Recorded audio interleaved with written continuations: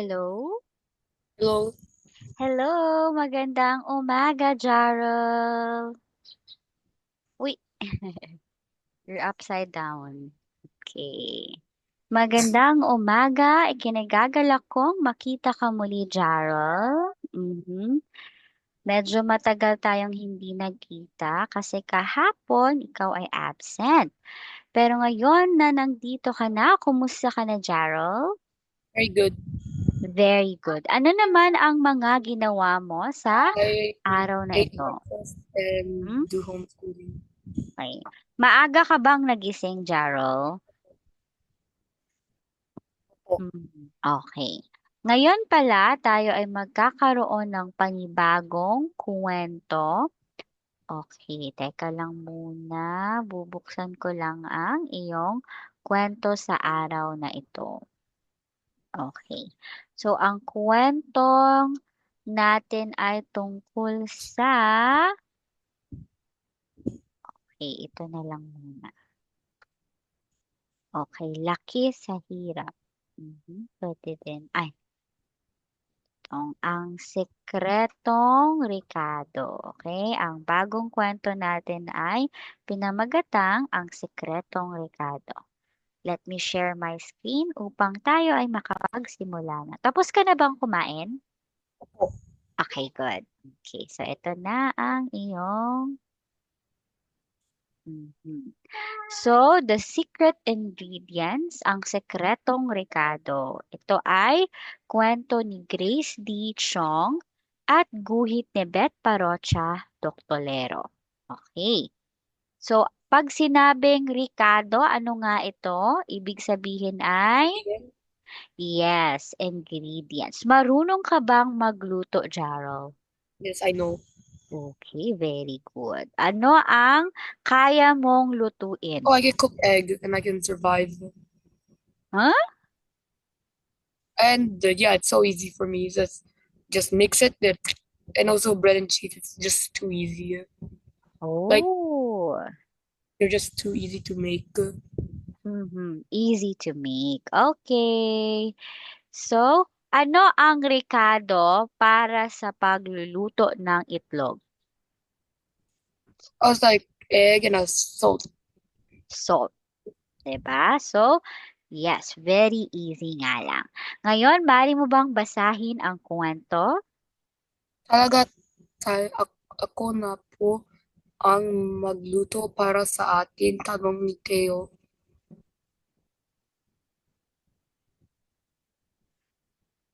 Talaga? Talaga, anak. Mahinang Mahinang? sagot ni Tatay Adur. Halos hindi siya makapagsalita dahil sa kirot ng kanyang paa.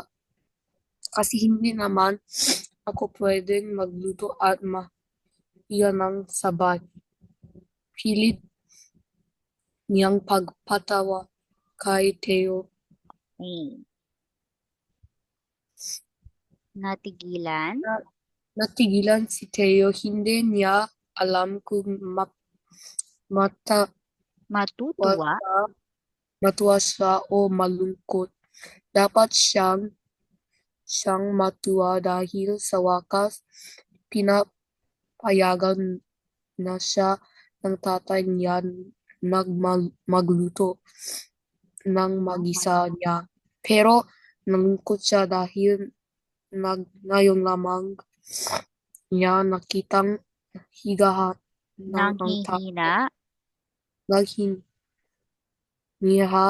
ang Nanghihina. naghihi na ang Hmm. tatay niya nakagising na kasi niyang siya laging inalagaan nito. Okay, mahusay. Bago ang lahat, bago tayo magpatuloy. Okay. Ang pangalan ng bata ay si... Tiyo, Okay. Bakit kaya pinapayagan ng magluto si Teo? Dahil yung tatay niya ay... niya ay merong Okay. sakit Nang... sa Yes. paa. Mhm. may sakit at nanghihina na. Okay. Kaya naman si Teo na ang nagluluto para sa kanilang mag-ama. Okay. Ngayon, ano ang sumunod na nangyari? Baliktad ngayon at parang turumpo si Tito sa Teo. pag-alaga sa kanyang tatay. Inayos niya ang mga gamot nito sa maliit na mesa sa tabi ng kama. Kumuha siya ng pitsel ng tubig sa kusina. Pinapayan niya ang tatay niya para hindi maitan. Mainitan. Okay, so pinapaypayan niya ang tatay niya para hindi mainitan. Napakabait naman talaga ni Teo. Okay, so siya na ang nag-aalaga sa kanyang tatay imbis na ang kanyang tatay ang mag-alaga sa kanya dahil nga siya ay nanghihina at mayroong sakit. Okay, ano ang sumunod na nangyari? Hmm. Nang umaga ay nangaral yung si Tatay Ador ay tulad lang ng dati, malakas at malusog. Matapos kailangan ang kanyang jeep Jeep,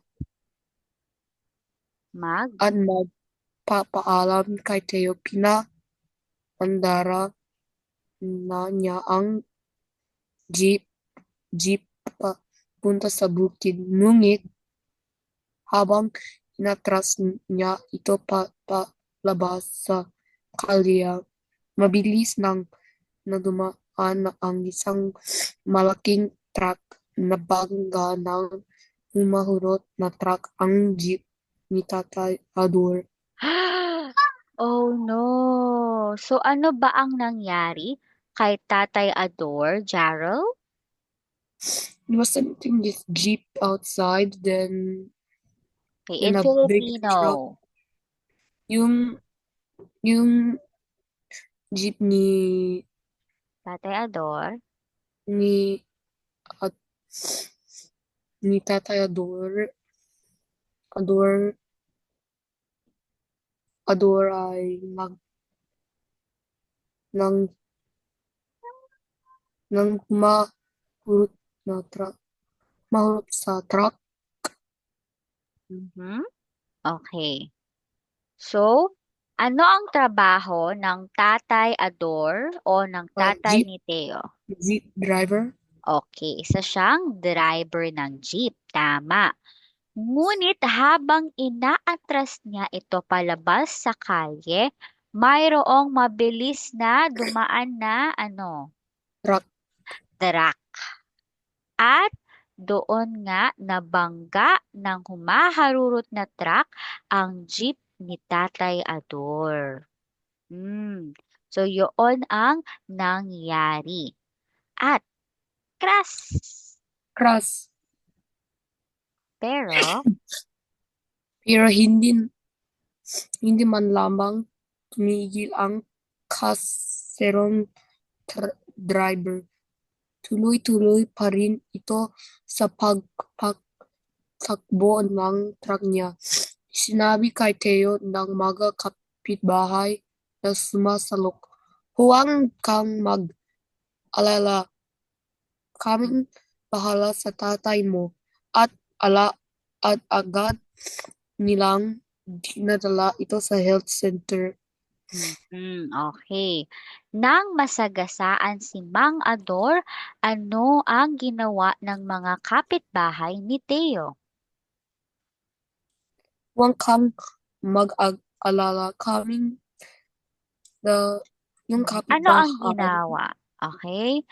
nila Tinulungan tulungan ng mga ng kapitbahay ng ang tatay ni Teo. Saan nila ito ni dinala? sa health center. Yes, sa health center. Kasi nga ito ay nasagasaan. Ngayon, ano ang sumunod na nangyari?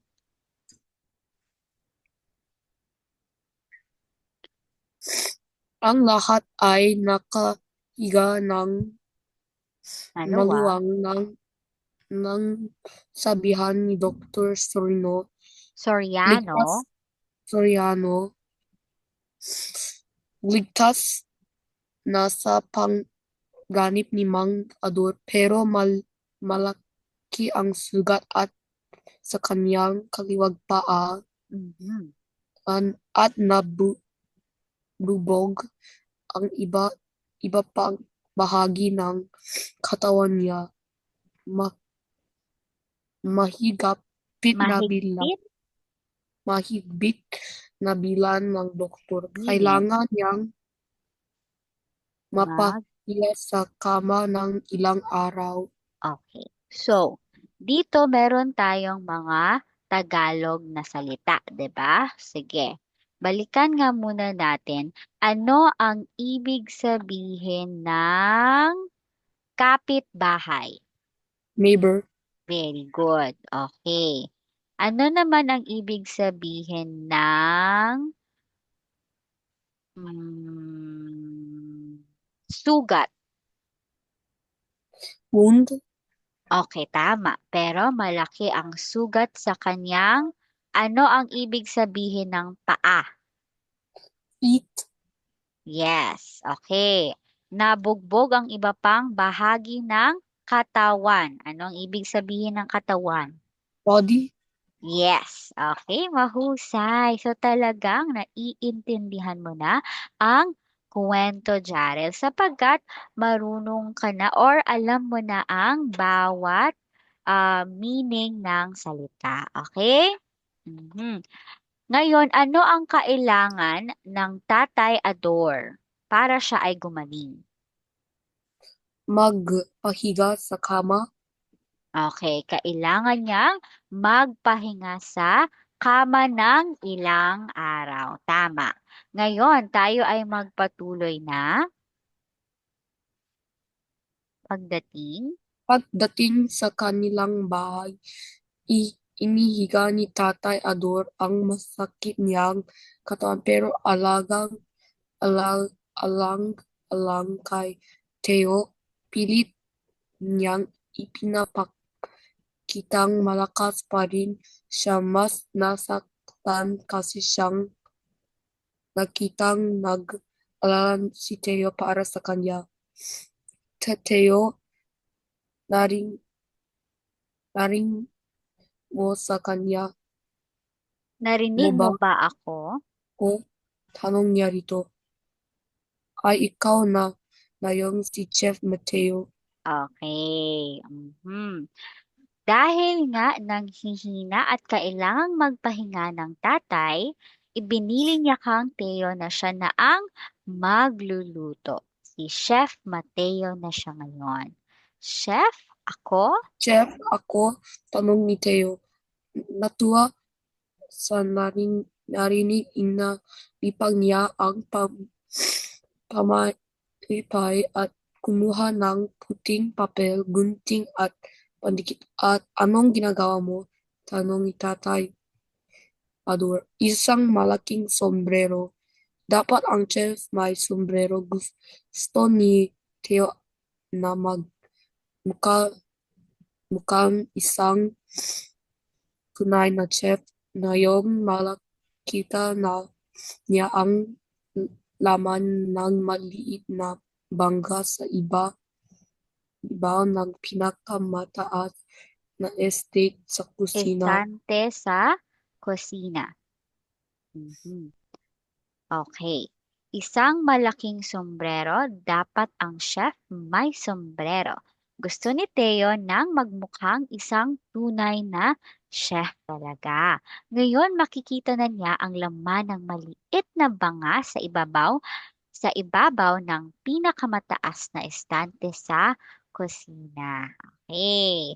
So siya na ang inatasan ni Tatay Ador na magluluto. Okay, bago tayo magpatuloy, ano ang ibig sabihin ng papel? Paper, Gunting. scissor, Very good. Pandikit. glue, Glue. Mahusay. Okay? It's good that you still remember. Anong ibig sabihin ng sombrero? Hat. Correct. Sombrero ay hat. Mhm. Tayo ay magpatuloy na sa susunod na nangyari. Nag, Laman yon ng sikreto rekado tuwing magluto ang tatay niya dumudok-duko siya, siya, siya rito at ibinibod sa niya. Ay ano po ang laman ng banggang iyan? Pwedeng makita hilig niya sa tatay niya noong maliit pa siya. Pagdating ng araw, sagot ni Tatay Dul, sabing kinadig kay Thea, sa nanay mo yan, ipinasa niya sa aking noong bigala siyang nagsasakit. okay. Sino ang mhm, may-ari ng banga? Um, si Tatay, Mhm. Pagdating ng araw, sagot ni Tatang Edor sabay kindat kay Teo. Sa nanay mo iyan. So, ibig sabihin, ang may-ari ng banga ay ang kanyang nanay. Ipinasa lamang ito ng kanyang nanay sa kanyang tatay noong nagkasakit ito. Okay. So, sobrang na-curious si Teo kung ano ba talaga ang laman ng banga. Ngayon, ano ang sumunod na nangyari? mag isang taon pa lamang noon si Theo.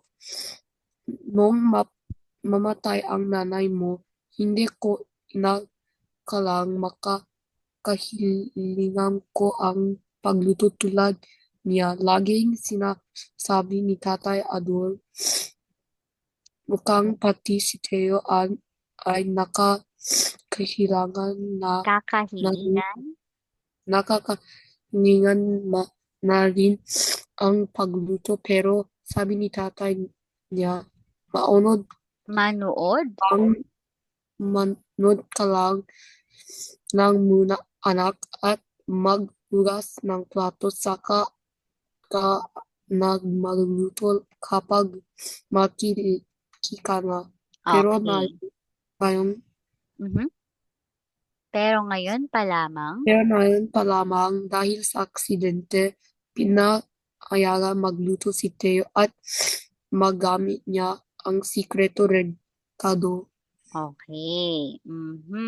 Pero ngayon pa lamang magluluto na si Teo kasi nga na-aksidente ang kanyang tatay Ador. Okay. At magagamit na niya ang sekretong Ricardo. Ano nga ulit ang ibig sabihin ng Ricardo? Secret No, ingredient. yes, ingredient. Okay? So, ang ibig sabihin ng Ricardo ay ingredient. Okay, dito na tayo sa sumunod na nangyari. Mhm. Napag-halaga talaga ng sikretong rekado. Matagal nang kumibisto si Teo tungkol dito. Laging Laging, masarap ang luto ng tatay niya. Laging yan, masarap ang luto ng tatay niya. lalo Lola na, ang lalo na, lalo na ang paborito ni Teo na pinakabet at igado. Teteo hiwain. hiwain, Umipis ang turo ni Tatay Adol pero mabigat na ang talukpat ng kanyang mga mata dahil sa ng mga mga, gamot ng nainom.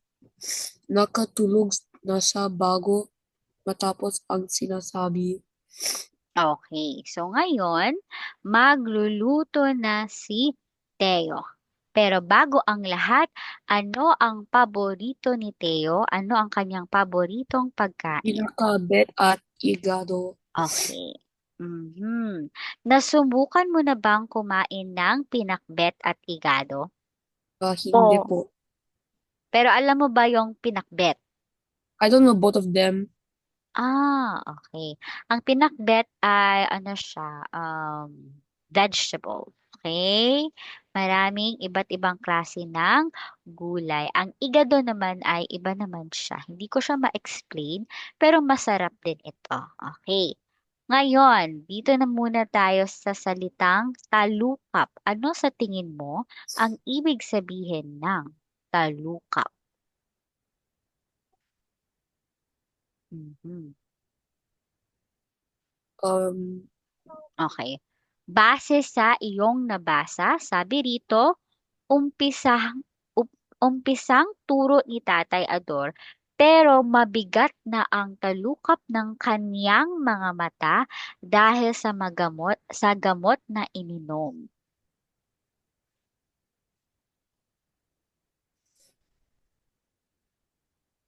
Hmm.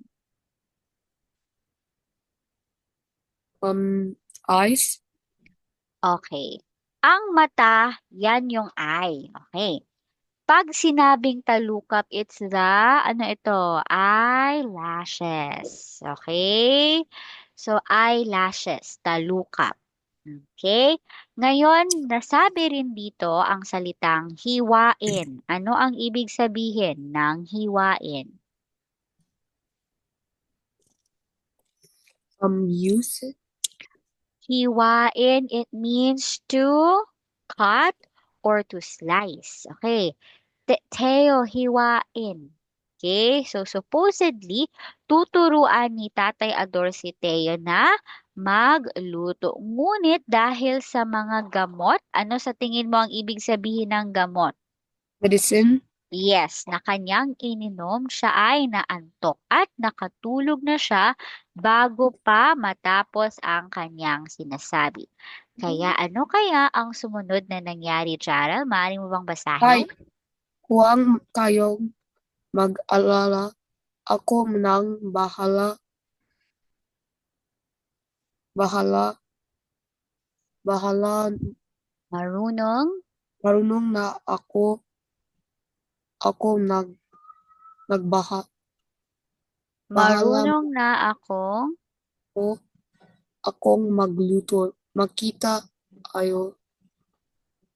makikita nyo. Bulong ni Theoda, tahan siyang lumabas at punta sa kasina. Pinakabet kayang, pinakabet kaya niyang lutuin ito.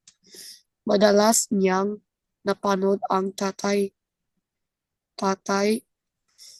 kapag nagluto siya nito at napanood pa niya sa kaniyang paboritong programa, Cooking Hours. Okay. Mhm. Ikaw, Jar, sino nga pala ang nagluluto sa bahay nyo? Oftenly my mom, Okay. So, most of the time, ang iyong nanay. Okay. Ano naman ang kadalasan niyang niluluto para sa inyo? like adobo and like so much else. Okay. Adobo. Okay. Mahilig ka ba sa adobo, Jarl? Oh, Okay. So, sa pagkain mo ng adobo, ano kaya ang mga rikado ng adobo? um, like there's a soy.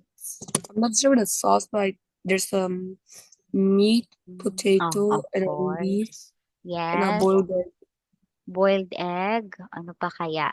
Bakit And there's like kaya brown ang kulay niya? I'm not Da- sure Dahil until ito now. sa linagay na toyo or oyster or toyo, ibig sabihin soy sauce, 'di ba? Kaya nagiging brown ang kulay ng adobo. Mhm. Anong klaseng adobo ang iyong gusto? Yung medyo matamis or maalat-alat? Like both of them. Oh, the combination of maalat at matamis. Okay. Ano namang klaseng meat ang gusto mo sa iyong adobo? Rather Manok, baboy. pork or like chicken, but for me it's pork because its weight Okay. is like softer and Aha. tastes better. Okay. Para sa iyo, ang iyong napili ay ang baboy. Karne ng baboy. Sige, tayo ay magpatuloy na. Pinapanood mo ba ang nanay mo kapag nagluluto siya? Not oftenly because I need to take care of my brothers. Oo nga pala. Meron ka pang nakakabatang kapatid. Okay. Ngayon, Jarrell, tayo ay magpatuloy. Ano ang sumunod na nangyari? Sinuot? Isunuot ni Teo ang sombrero ng chef at ang apron ng tatay niya. Pwede na makuha na akong chef. Mhm. Bulas niya ang sinisipol Nang makita, nang bulalas makita na. ang sarili sa salamin. Sumisipol siyang tumutong sa isang patibot Batibot, para abutin ang kaserola. kaserola. Mateo, parang Parang boses yon ni Apong apong Sion, Sean. ang may-ari ng at siyan Atisan. maga ilang kanto lang mula sa bahay nila. Mateo, Mateo! si Apong Sion at Naga. Okay. So, nagkaroon tayo ng bagong tauhan sa parteng ito at yan ay si Apong Sean na may-ari ng atisan mga ilang kanto lamang mula sa bahay nila. Okay. May Medyo dala-dala. mahaba pala. Ano yon? Okay, mamaya na lang muna. Okay, medyo mahaba-haba pa kasi ang kwento. So, hindi pa natin siya matatapos ngayon. Pero wag kang mag-alala dahil meron pa namang bukas. Okay, so bukas na bukas, kailangan nating matapos ang kwento upang masagutan mo ang mga katanungan. Okay, pero bago ang lahat, magkaroon muna tayo ng recap sa ginawa natin sa araw na ito. Ano nga ulit ang um, pamagat ng kwento natin? Um, ang sikreto, Three, ang ang sikreto sekretong ng Recaldo. Okay, ang sekretong rekado o the secret ingredients. Sino-sino ang ating mga tauhan? Si Wo, Patay. Tatayador, Sino yung mga kapitbahay? Doktor Soriano. At ang panghuli ay si Apo ang Apo Sean. Kay Sean. Sion. Mhm. So bukas ipagpapatuloy natin to upang masagutan na natin ang mga katanungan. Ngunit kailangan ko nang magpaalam sapagkat wala na tayong natitirang oras. Maraming salamat, Jarel, at magkita-kita muli tayo bukas. Paalam! Bye.